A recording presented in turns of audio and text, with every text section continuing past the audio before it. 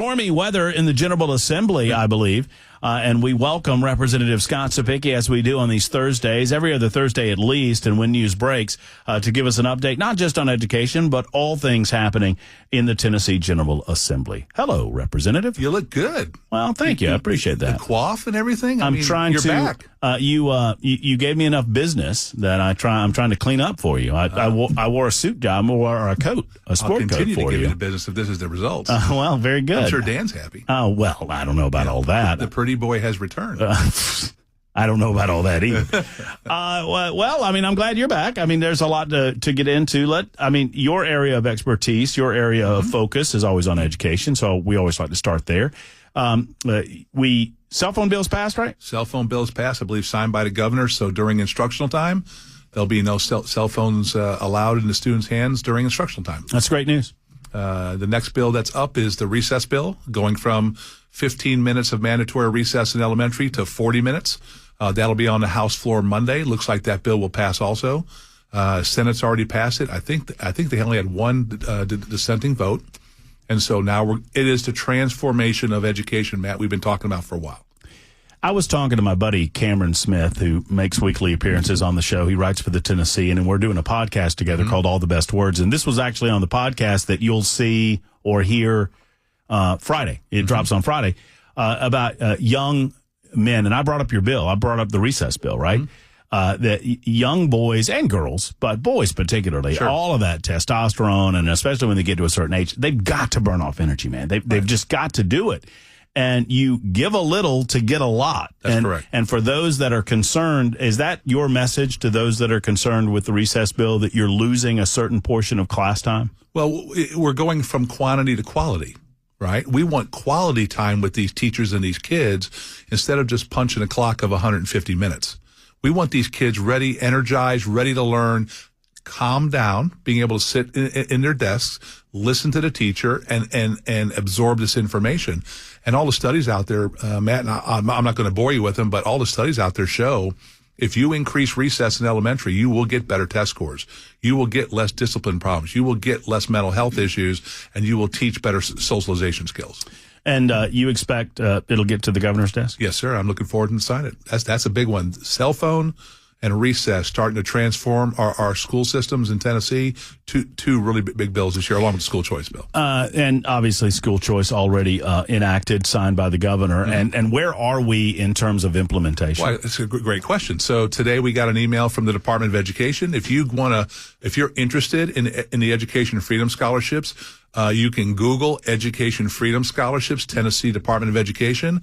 And now there's a website up with information on there as parents on, okay, here's what you need to start to gather. Here's what you need to start to do so you can be prepared when this thing goes live very shortly. So, I mean, we're in the preparatory phase, in other words, but you're getting you're getting instruction about these are the things that you're going to need if you are interested in doing these types emergency rules have been promulgated and approved, so now it is up and live. Look for the website very shortly, and then you'll start filling out your paperwork. I know it's education related, and I know that it's yet to get to your body, but it's my understanding it's caused rather large, for the Senate, brouhaha over there. Yes, sir. Typically, the Senate is and this is by design. I think the House is there's more of a robust engagement, and sometimes the House tends to get a little more emotional, and the Senate's a bit of a cooler body, but there was some consternation and protest really in the Senate body over the immigration piece regarding educating young people in the state of Tennessee. Help me understand exactly what we're trying to do, what we're trying to accomplish. So it's a challenge, okay? We are trying to challenge the status quo of Plyler v. Doe that the Supreme Court upheld long time ago in a 5-4 decision. It was very close, stating that we have an obligation to educate everybody who shows up for school, regardless of their immigration status, illegal or legal. It didn't matter. Wasn't too much of a problem for decades, because immigration at the border was kind of steady. It was manageable. What we've seen over the last 4 years is, especially in the state of Tennessee, with what the Biden administration had at the border, their come on in anybody, that has had a direct correlation to what our classrooms look like in Tennessee. To the tune is our English language learners roughly hovered between around 55 and 60,000 students, right? Mm-hmm. In the last 4 years, it's ballooned up over 85,000 students. Our cost hovered roughly around 120 to 130 million. It's ballooned up over 300 million. And so what we're arguing is we had to craft a piece of legislation that challenged that Supreme Court ruling, which this piece of legislation does, by saying, hey, wait a second. We don't control the border. You control that up in Washington, but your policies are having a negative effect on our communities where our taxpayers are having to pay more for these kids in these school systems. You just can't take an English language learner and throw them into a class because they don't speak the language. So the real harm is the cost to the taxpayer of the state of Tennessee with regard to educating those that are here illegally. It's that plus the disruption of the classroom when you have a couple students sitting in there that the teacher has to decide, am I going to teach the kids that speak English or am I going to help the kids who don't? And so what we wanted to say is, okay, we've got to challenge this Supreme Court ruling. Now, I'm sure it's going to be enjoined in the courts if it passes the House immediately. So nothing's going to happen right now. Well, I mean, before then, I mean, do we know where the governor is? I don't know. I mean, he lives in the big house up on the hill. Right. But I'm sure we'll probably pass this piece of legislation. It'll go to the governor's office. If he signs it, it's going to be enjoined right away in the courts. I would be shocked if the Supreme Court didn't grab it out locally and say, hey, we're going to look at this right now. So here's the question. If we don't have control over the border, but the federal government says you have to react to our border crisis and pay for it, that's an unfunded mandate from the federal government. So either Plyler v. Doe gets overturned by the Supreme Court and say, no, this is the state's decision, or they say, no, we are going to uphold this, but the federal government has to send the money for the problem they're creating. No, I mean, it makes perfect sense as you describe it. Of course, when it gets to the House floor, yes, as it did in the Senate floor, it gets very emotional. Correct. And how do you respond to, frankly, I would consider them uninformed people. I mean, I know that you feel for these kids. I know you well enough to know that you don't want any harm to come to these kids. And how do you respond to the argument these kids didn't do anything wrong? They weren't responsible for being here. They're not responsible for their legal status. Why are you punishing the children? Well, I don't think there's too many kids that come across the border in Texas and walk all the way to Nashville. I think there's things that are put in place to get them across the border. I think what we're trying to do, Matt, is we're trying to be fair to the people of Tennessee. Hey, this is a problem that we have to deal with because the law says I have to deal with it. We're trying to come up with a viable solution that either lets us make the decision in Tennessee on how we're going to handle this problem, or the federal government says, no, we're going to handle this problem and here's your money to do it. And so these kids can get educated. We all have a dog in the hunt to make sure these kids are educated. They're going to drive on our roads. They're going to go to our schools. They're going to try to work here. Until the federal government figures out how they're going to do with them with the Trump administration, we have to figure out what we're going to do. And not to belabor the point, but for a long time, it was easy just to go along with Plyler v. Doe. It was manageable. Because the border was relatively managed. Correct. Sadly, over the last few years of the Obama administration, and then you had a break with Trump, and then the full 4 years of the Biden administration, yes, it was a free-for-all at the southern border. And because it was a free-for-all at the southern border, I mean, I get it. You know, those individuals that are here illegally filter through the country, and they try to set down roots in various states. They've done so in the state of Tennessee, and they're putting an extreme burden on the Tennessee public education system. So here's where it matters who governs, right? Leading up to the presidential election, we were averaging over 200,000 illegal border crossings a month. 200,000 a month. Mm-hmm. In December, it dropped to 43,000. Who's in charge? Mm-hmm. In January, it dropped to 27,000. And in February, it was 8,000. It's huge. It's manageable again, right? We can manage this, but we can't manage, Dan, 200,000 a month. Do you have any knowledge? I'm getting a lot of questions for Scott Cepicky on the super text line, and I appreciate those. Keep them coming in at 615-737-9986. This is not your legislation, but you're there. Yes. The flag bill, I think it's Gino Bolso's flag bill. Is it dead for the session, do you believe? I believe it hasn't been taken up in the Senate. Has not been taken up in the Senate. So it's dead until next year. Okay. So the way things work is if you choose to take something up in the House, obviously, and they just ignore it in the Senate, it goes nowhere. It's going to go nowhere. Yeah. I admit, I try to follow everything, but I don't follow everything. I admit that. But I've not been following the IVF discussion. And I think it kind of was drawing some attention in the House of Representatives today. That's correct. Help me understand what was going on, what the bill is, what it's designed to do as best you can. So first of all, the bill's broken into three different parts. One of the parts was the FDA would determine what a contraceptive is. And then we did not like that because we have abortion pills that are illegal in the state of Tennessee. If the FDA decided that abortion pills were considered a contraceptive, then we would have abortion back in the state of Tennessee. And so we wanted to make sure that was cleaned up. We did. We had an amendment on the bill that basically stated snapshot, I think it's July 1st of 2025. Whatever is deemed a contraceptive will remain a contraceptive in the state of Tennessee. Therefore, the abortion pills would be against the law in Tennessee. Taken care of, no problem there. Okay. The other problem was, the other issue was in vitro fertilization. So currently in the state of Tennessee, we have in vitro fertilization. It goes on every day. Families are helped. It's just we never contemplated in the General Assembly because there was no solution in search of a problem. It was just working great. And a bill got filed to codify it as a right. A right. In vitro. As a right. As a right. Right. Okay. Well, when you do that, what do? You bring attention to it. You bring the government to it on something that was working very well in the free market. Everything was taking care of itself. So this bill came forward about in vitro fertilization, and on the House floor, the argument stemmed from, if it's working great now, nobody's complaining, why are we fixing it? And the fix is just codifying that it's a right. Where the government, the state government said, we don't have a dog in this hunt to begin with.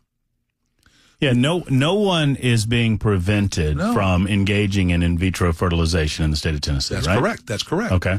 And so it was a solution in search of a problem. So that was the first problem with the bill. The second problem that we kind of did like was it put some rules and regulation on how you would handle the frozen embryos. Okay. Because in the state of Tennessee, personhood is granted at fertilization. Okay. So if you have an embryo that's being frozen, what has happened? It's been fertilized, right? And so that's a person. It's a person. And so it created a conundrum there. And so what happened on the House floor, we debated this for almost an hour and a half.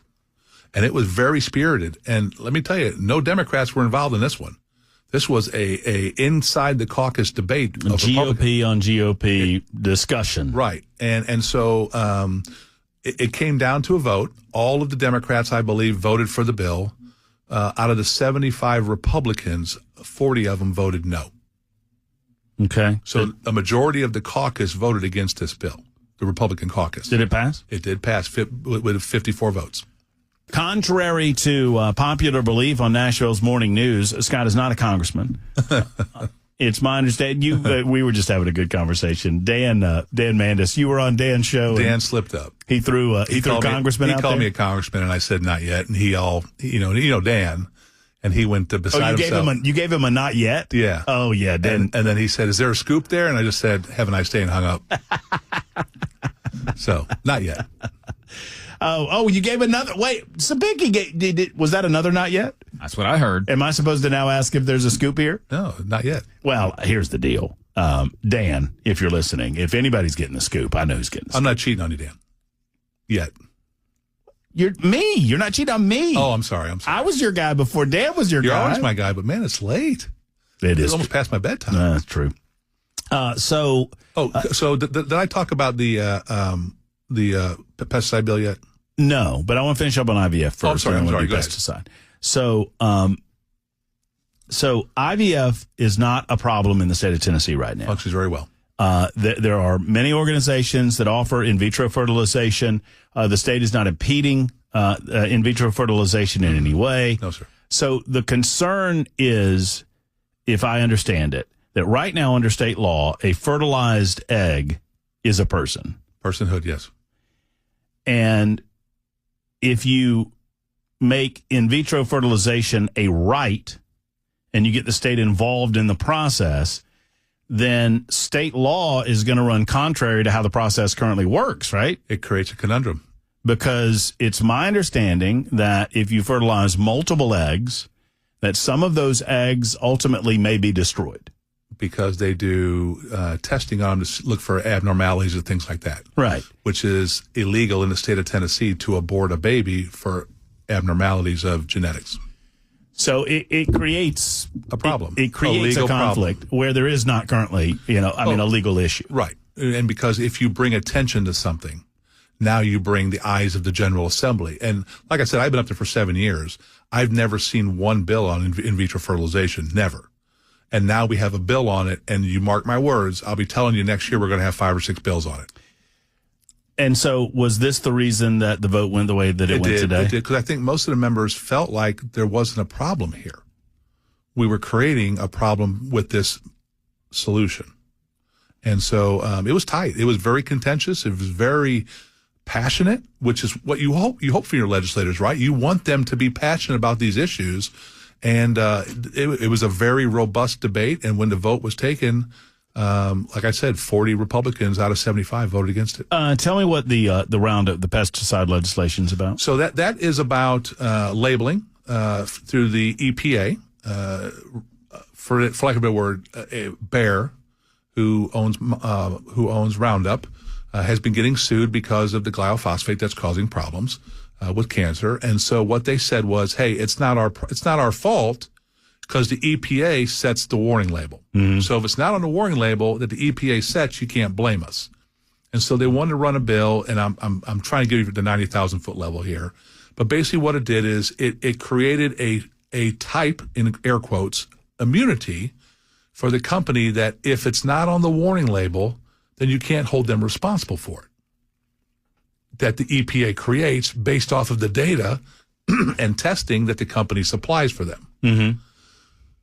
So it's been a very contentious bill in the Agriculture and the Judiciary Committee. It wound up in Judiciary, was debated for about 3-4 hours in two time slots. And I think it got to an impasse where people just weren't comfortable. And, when you're in the General Assembly and you're representing people, there's that thing in your gut, right, that you just don't feel right. Something's not right. And the one thing you do as a legislator is you pause. And so there was a motion made to let's roll this to the next calendar next year. Let's give us time to think about this, look at the language, see if we can make it better, see if we can tighten it up, and then let's bring it back and discuss it after we've had time to think about it. And that's all that's happened is the Judiciary Committee pressed the pause button. It's paused till next year. We're going to think about it. We're going to consider it, and then we're going to come back and hopefully make a real good decision. Have you thought much about the vape legislation? We have a huge problem in Tennessee with vaping, especially in our school systems. I have been working on legislation. We have got to get better enforcement on the people who sell vaping to people who are under the age, and we've got to do better enforcement in our schools about these kids who come in to vape. Does that, and I don't know that any of the vaping organizations would disagree with that. I think they're on the record as saying they're fine with more stringent enforcement of the current law. Correct. What they don't want is to be taxed at a greater rate than tobacco companies. Mm-hmm. Here's what's crazy. I've seen the studies, Matt, that it's quite possible that the studies show it might be better for you to smoke a cigarette than put those chemicals into your body that's in vaping. We're starting to see this show up with athletes who are vaping. Their lung capacity is being diminished. So my mom and dad were 2 and 3 pack a day smokers of the hard, like the Lucky Strikes and stuff, right? And when they stopped smoking, it cleared their lungs back up. It took time, a long time, but they got the lungs healed themselves. What we're seeing right now from the data, Matt, is these kids that are vaping, they're hurting their lungs. Well, then why don't you just ban it? That's a great discussion we probably need to have. Why don't you ban cigarettes too? Well, that's. Why don't you ban alcohol? I hear you. Why don't you just draw up a list of the things that we can consume as freedom-loving individuals? This is the argument, right? This is when you sit, and Matt, you're right. This is the argument you sit in committee on, right? where is too much? Where's not enough, right? And you try to figure this out through the data. My issue with the bill is it doesn't seem to know what it wants to be. Is it a taxation bill or is it a prevention bill? I would much, on the education side, I'd much rather see stiffer penalties for those who sell to minors. And I'd like to see better enforcement in our school system on those kids who are vaping. Let's send the message, we're not doing this, kids. 100%. We're out. 100%. So. And I don't have a problem with eliminating the Chinese-based products, too. Yeah. I mean, if you're going to eliminate anything, you have no idea what's coming over from China. And I've talked to vaping, people inside the industry. And, I'm a freedom guy. I'm a libertarian guy when it comes to this type of thing. But even they say, you know what, if you want to eliminate that, they're not necessarily going to advocate for it publicly, but they don't have a problem with it. If you're over the age 18 and or 21, you want to do this?